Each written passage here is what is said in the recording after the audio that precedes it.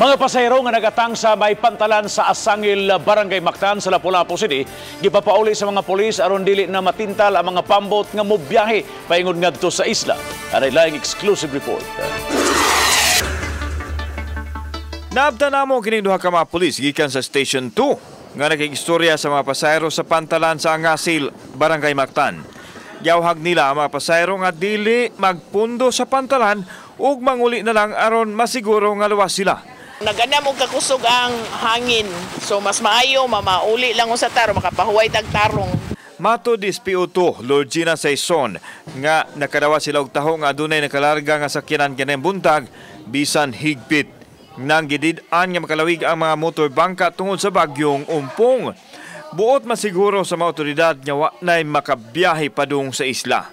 Para sa kasiguruhan sa ilang kaluwasan kay dili nato kapugngan ang mga emergency unya nga mahitabo dili nato mahibaw-an. Dinay mga oras sa alas 11 sa udto ato ang nasinati no na batyagan na nato ang kusog nga hapak sa hangin ug makita nato ang pagdagko nas mga baon. Apan bisan pa man ini ato makita usab ato makaigsuonan nga namasin nga dunay mularga no diri sa pantalan sa Angasil. Apan dunay mga pulis nga standby diri matud nila di na gyud tugutan ang mga sakayang pandagat nga makabiyahe padung sa isla.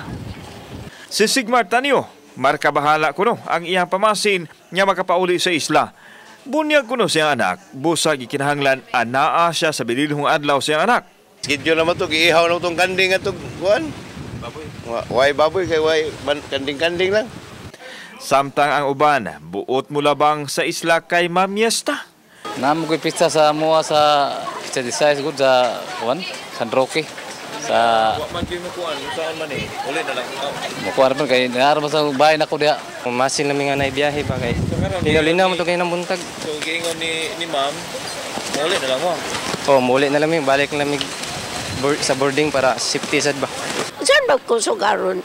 Sir nga kusog manghangin, amo ging ita sa lang among kinabuhi. Samtang ibadlong usab sa mga pulis ang mga nangaligo sa dagat bisan pa man sa kadagko sa balod. Matod sa mga otoridad nga angayang siguraduhon ang kaluwasan nunot ining epekto sa daotang panahon.